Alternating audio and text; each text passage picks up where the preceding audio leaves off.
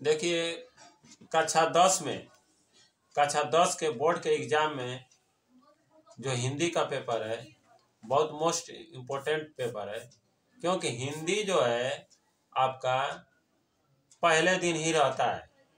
अब पहले दिन पेपर रहता है तो उस पहले पेपर में बहुत से बच्चे जो बोर्ड का एग्ज़ाम नहीं दिए रहते हैं तो घबरा कर कई बार मिस्टेक कर देते हैं, कई क्वेश्चनों को छोड़कर चले जाते हैं। कुछ लोग जल्दीबाजी में बहुत सारी गलतियां कर बैठते हैं। हमें सावधानी से और ध्यानपूर्वक ध्यान देते हुए उसमें पेपर देना चाहिए।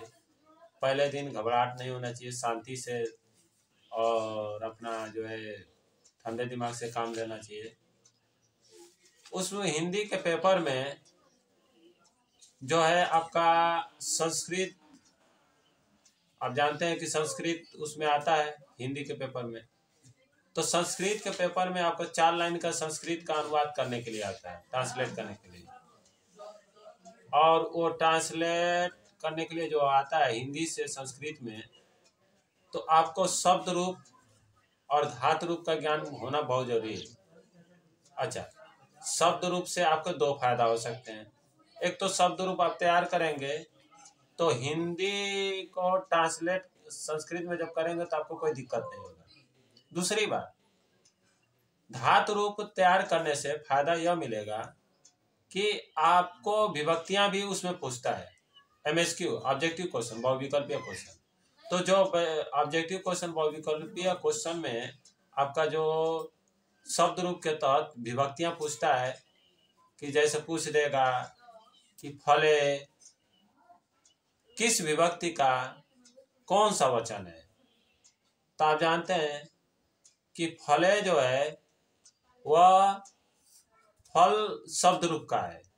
अब फल शब्द रूप में जो विभक्तियां हैं और प्रथमा विभक्ति है। प्रथमा विभक्ति में कौन सा एक वचन द्विवचन बहुवचन में कौन कौन आता है? फलम एक वचन, फले द्विवचन और फलानी बहुवचन। तो आप देखें कि द्विवचन में फले आया तो द्विवचन ही आपका फले है और विभक्ति प्रथमा। लेकिन आप इसको उत्तर सही मत मानिए। अभी ये फले एक और विभक्ति में आता है, उसके ठीक अगले विभक्ति में द्वितीय विभक्ति में आता है। द्वितीय विभक्ति में भी फलम, फले, फलानी। फलम एक वचन, फले द्विवचन, फलानी बहुवचन। इसलिए प्रथमा और द्वितीय विभक्ति का द्विवचन फले है। तो आप ध्यान दे सकते हैं। तो ये सारी चीज याद रखने के लिए सबसे आपको आसान तरीका बता रहा हूं।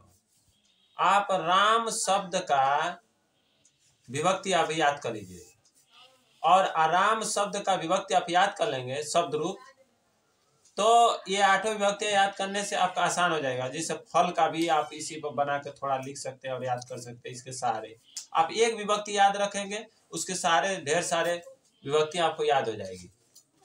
विभक्तियां को और आसानी से समझने के लिए सबसे बढ़िया तरीका, किसी किसी विभक्तियां में किसी वचन में एक ही वो आता है। जैसे आप ध्यान दे सकते हैं, आपने अभी पहले ही सीखा फल धातु का।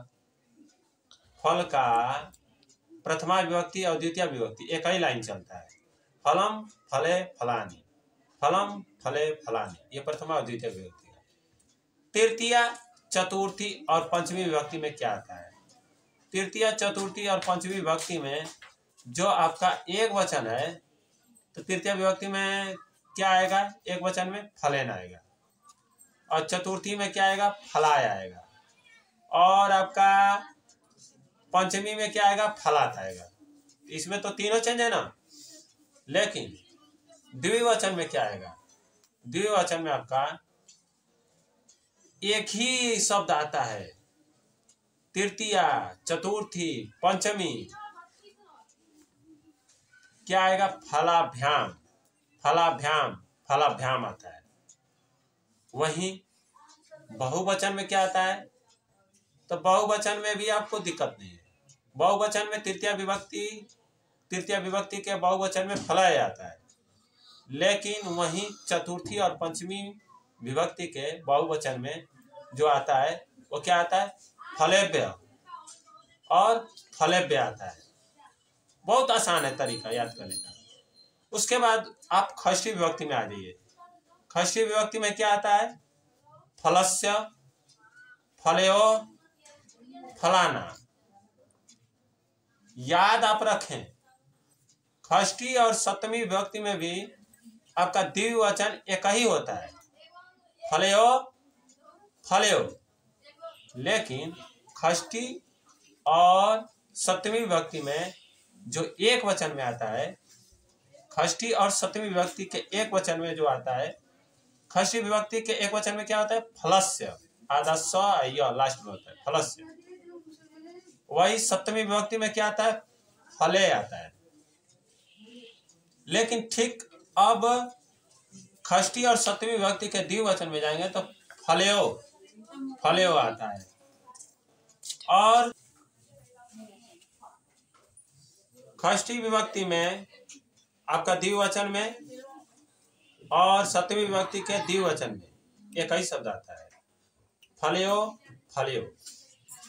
अब षष्ठी विभक्ति के बहुवचन में फलाना